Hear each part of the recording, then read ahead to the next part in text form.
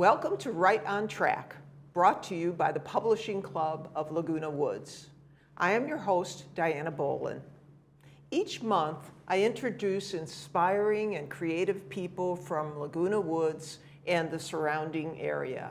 My hope is to inform, impact, and motivate. I want to create more positivity for you, others in Laguna Woods, and beyond. As the old saying goes, think globally, act locally. Consider the local act of saying thank you. This one simple positive act, saying thank you, can make a difference in another's life. A sincere and heartfelt thank you. A place where your thank you will have a big impact is saying thank you to a cop. Police are underappreciated and frequently stressed. They are so tired of all those donut jokes. Just kidding. Saying thank you to a cop will go a long way. Until I met today's guest, I didn't think too much about work that the cops do. Police embody the values of service and sacrifice. They have to be smart, street smart, and legal smart. Anytime a cop answers a call or enforces the law, they are weighing various factors of safety and harm while navigating complex legal and political landscapes. And sometimes their presence is unwelcome. They face life and death situations more frequently than you or me could ever imagine. Split-second decisions and repeated traumatic events are part of the job. Today's guest is retired San Diego Police Homicide Sergeant and author, Jack Mullen. His book is Dear Jerome, Letters from a Cop. Welcome, Sergeant Mullen. Thank you, Doctor. Well, let's start with your wonderful book. Okay. I have really enjoyed reading it. It is a very, very good book. I guess we could start with how you decided to write this book. When I was a much younger guy, I read a novel that had been written in 1915 by a real well-known writer at that time, Ring Lardner, and it was called You Know Me, Al. And it was letters, a novel, total fiction. It was letters from a big league rookie pitcher to his friend Al back home in Indiana. And it carried him through the season and told of the interesting stories and what it was like to be a rookie. And I thought, gee, maybe someday I could do that. And then when I retired and I had 3 shoe boxes full of little scraps of paper where I'd taken notes and written a sentence or a paragraph, I thought, maybe I can write a novel. Well, it wasn't Dear Jerome, it was a straight cop novel that got sold. 10 years later, it got sold to Morrow Avon. But Ring Lardner is responsible for Dear Jerome. So if you should buy it and read it and you don't like it, blame Ring and pass a little blame on to me. So how much of this book is based on your own experience and how much is made up? I've been asked that a lot, and I have thought about it, and I would say my best guess would be about 1/3 of the things in that book happened to me firsthand. Another 1/3, police buddies of mine, they had that experience. And then the last 1/3 or so, roughly now, just out of my imagination, I was just being a novelist. Yes. So you had a couple of books before this one. I did. I had 2 books that are still available on Avon and in used. They're 27, 8 years old. William Morrow Avon brought the manuscripts in the middle 90s, and yeah, they're sitting on a dusty shelf somewhere.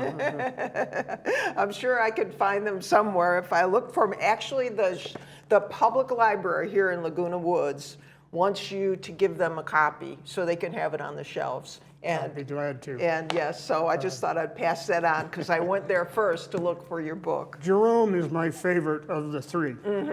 Yes, I like it. I like it very much. I like the letters concept, and I like kind of the inside track of being a police officer and what that's like. Well, it's a literary novel, and my friends laugh at Jack Mullen and literary being used in the same sentence. But Well, I'm not surprised. Having gotten to know you before this show, I can tell that the literary works. It works. yeah.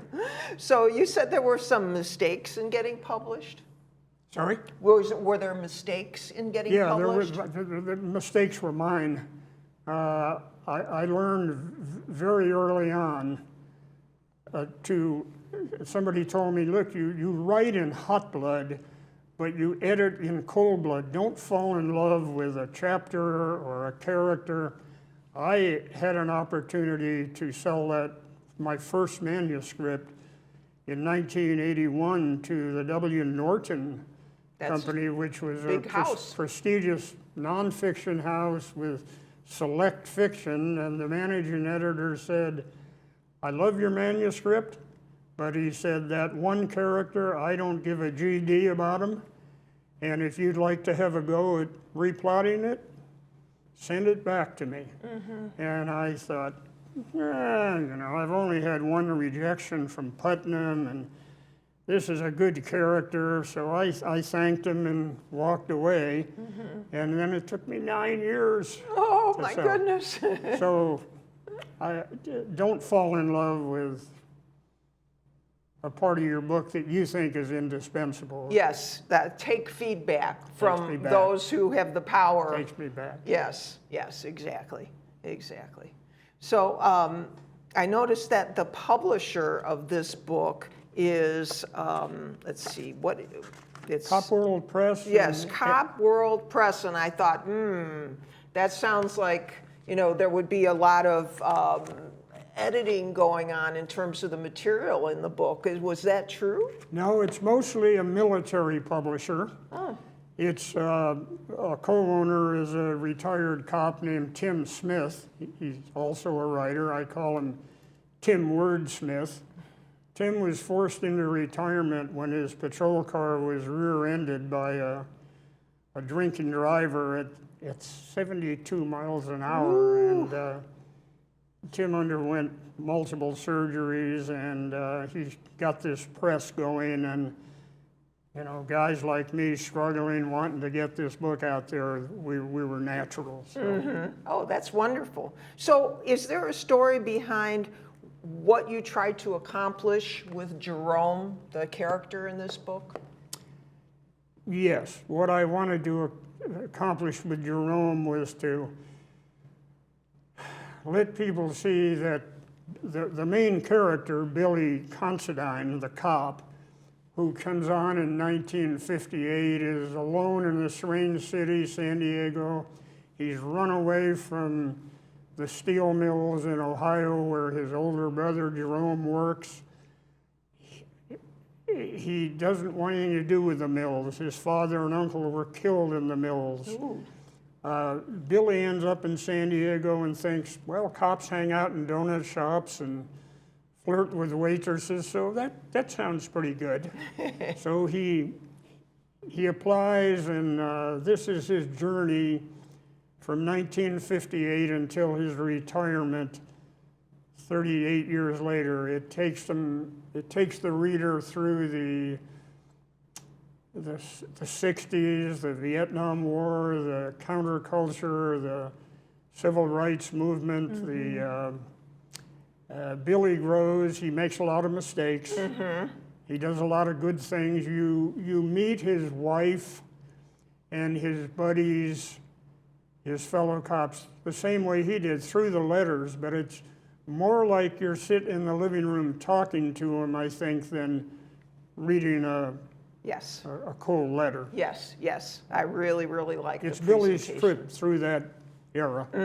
Yes, and it's amazing how you weave it in, the different historical events, the assassinations of Kennedy and Martin Luther King and the subsequent riots, and how the police were dealing with all that, because they certainly weren't welcome in a lot of those No, protests. and it was such a difficult time for everybody because well, we called them race riots. You know, they spread from Newark to Detroit to Watson, Los Angeles, to San Diego, and you know, we were basically on the side of the people that were throwing rocks and bottles at us. Of course, anybody should be able to go into a Woolworth's and get a sandwich. Of course, black people should be admitted to the University of Alabama. There's no question about those kind of things. But because we were interrupting the protest, it was difficult for both sides. Yes, yeah, it was almost like you were trying to occupy Yeah, both sides. occupy. Yes, yes. And the Vietnam protesters, they were right. They were on the right side. That was a terrible war. Yes. But that's what Billy takes you through in your room. Yes, and I was in Chicago during the Democratic National Convention when all hell broke loose, and our great Mayor Daley made some wrong calls. Yeah. So just now during that time, I mean, in fact, I have to go back to my father-in-law, bless his soul, first introduced me to the name fuzz. I didn't realize that cops were referred to as the fuzz. Yep. I mean, I know in the 60s it was the P word, but how do cops like to be referred to, or police officers? Cops? Cops, yeah. That's what they call themselves, and that's fine with them. A lot of people think it's disrespectful. You can tell by what they call them police officers. Well, that's nice. It's very gracious of the person saying it, but cops is fine. That's good to know. Now, I assume, well, let me ask you this first. So what is a typical call like when you're, you know, in the police car? What are you likely to hear? Disturbance calls are probably. I was not a babe in the woods when I came on. I was 27 years old. I'd been in Korea with the Marines. I'd worked for Eastman Kodak for a few years. I'd been around a little bit, but I was amazed at the number of disturbance calls that occupied your 8-hour shift. So would that be like typically a couple arguing? Couple arguing. One early one that I remember very well, I pulled up and I could hear them yelling from outside, and I was a one-man car, and you went in and started it yourself and handled it, and if you needed help, you called for a backup. But the guy is waiting for me. He's in his 50s. He said, "She flushed my teeth down the toilet."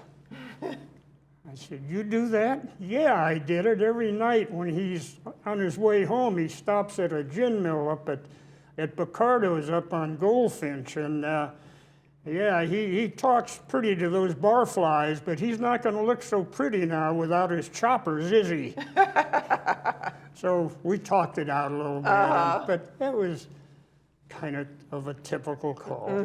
So how about getting like caught in the middle? Like You get caught. you get caught in the middle. That's what I thought. Caught in the middle. Yeah. I was, and you know, people get angry. They do and say things. I was in the middle of the afternoon. I had a lady waving me down in the street.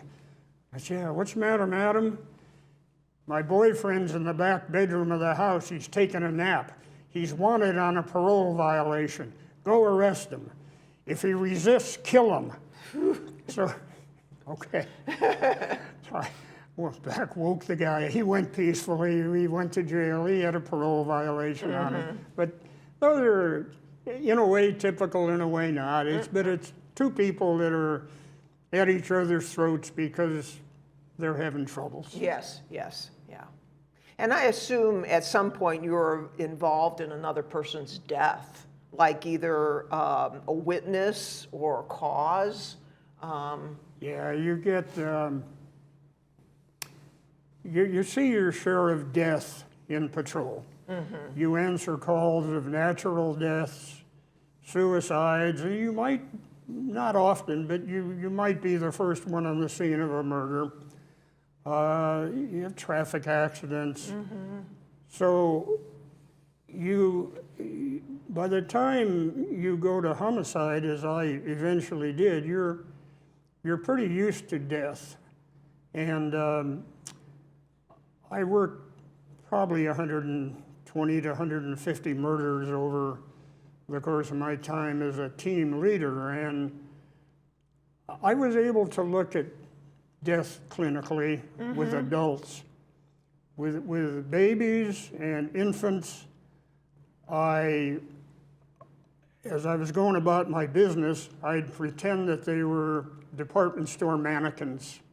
Good. And then I'd be able to do the things I had to do. And then after work, I could relax and try to have a few drinks, and not saying that's the way to relax, I'm saying that's the way I did it. Yes. And I made my share of mistakes. But I would try to get a grip on reality about those kids. And so the death could be, yeah. Yeah. So how do you think about death for yourself now? I'm very philosophical about it now. I'll be 90 in July.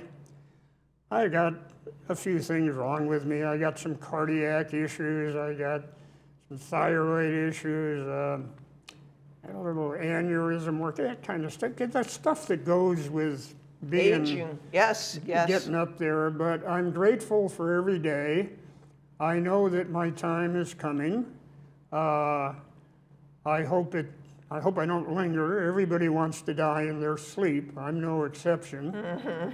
But I'm taking it day by day, and I'm surround myself as best I can with nice people, and I have a good couple kids that are out of town, but I've got friends in town that are very good to me. And nice. Yeah. It sounds like you've come to a good place as far as that's concerned. Yes, yes. So what did you love about being a police officer? What I loved the most was the colorful, dedicated men and women that I worked with on the San Diego Police Department. They gave far more to the city and to the department than they got back. And yep, Yeah. we had our work, made our mistakes, but I miss the people. Yes. And the colorful street people I ran into once you left the security of the police station. I miss the colorful people out there too. Yeah, I imagine it's quite an education. Yeah, good education. Yes, yes. So what was the most challenging for you? The most challenging for me was working homicide, was working, we call them mysteries. If you had no idea who the suspect was, no idea who the killer was, nothing was pointing you anywhere. You know, just, and when the victim was an innocent, had a lot longer to live. Like a kid in a playground Just shot a or playground, something, yes. kid shot in a playground by a stray shot, or a girl walking down the sidewalk, a college girl walking down the sidewalk, and a guy that's been asking her out politely and respectfully, but she's been saying no thank you. He's waiting on the street corner and shoots her close up when she can. But those kind of deaths, it's obvious suspect right there. But the challenging ones, the mystery, where families look to you and they want you to solve it and get them answers, and you want to solve it for 100 reasons, for personal pride and dedication to duty and the satisfaction of finding that person that did it. There was it was the greatest challenge in police work for me. Yes, yes. And so were there some unfinished cases, or I guess they call them cold cases? Yeah, cold cases. I had 4 or 5 or 6 of them. One of them got solved about 5 years ago by new fingerprint techniques. Ooh. And the cold team went back to Texas, and it was a murder of mine from 1972. And it was very satisfying to sit in my easy chair and Yes. watch it unfurl. Yes, it's sort of like a seed that you planted a long time ago, and suddenly it's blossomed. Before I forget about writing, I want to tell you how grateful I am to the Laguna Woods Publishing Club. Nancy Brown is the president. She and the people that administer it do a tremendous job, and all of the members, most of whom I haven't met personally, but they're people that when you ask, you put something out there that you've written, and you get honest critiques back, and that's the most wonderful. an author can. Yes. So I encourage people that are starting to write to get connected to a club somewhere. Yes, yes, I agree. That feedback is so important. And speaking of feedback, what advice would you give to a rookie cop? To a rookie cop, I would say, be yourself. When they hired you, they saw something in you they liked. They thought you had what it takes with some training and nurturing. They thought you could be a good cop. So be yourself. When you work with training officers, pick out the good things that each officer seems to do or say, things you like, put them in your bag, hold on to them, and remember this, most of the people out there in your city are good people. Yes. You won't think so your rookie year, but most of them are good. Yes, and I think you come upon a good point that no matter what your career is in life, there are people that have things to offer you. And it's not about becoming like that person. It's about taking the pieces that work for you and creating your own authentic self. That is so true, Diana. That is so true. Yes. So speaking of rookie, you said there was a senior officer that took you aside when you were a rookie, and he said something to you about how your path would go? I probably was out of the academy 2 or 3 months, and I was in the middle of the police headquarters patio, and a old sergeant, he was probably 55, I was 27, and he started to walk by, and he looked me up and down and said, "How long you been on the department, rookie?" And I told him 3 or 4 months, and he said, "Oh, that's a shame." I said, "What?" He said, "You're ruined for life, kid." He said, "Because once you've been a cop, there's nothing else worth being." Wow. And he walked away. And I was puzzled, I guess. And as time went by, I realized he was not saying that cops' jobs are more important than a lot of other people's jobs. He was saying that once you get into this police culture, once you get connected to the cops that you're going to be working around, once you get the challenges of this job, if you have to leave before your regular retirement, nothing else is worth. You're not going to be satisfied. Yes. You're going to be a fish out of water. Yes. And that's exactly, I'm paraphrasing for him, but that's exactly what he meant, because I saw that happen so many times. Yes. So it's a very rich experience that is unforgettable and Very life-changing. Yes. Yes. Yes. So I'll ask you one more question because we're just about out of time. You had several stories you shared with me. I'm trying to think of one of them, but just a kind of a funny Well, story.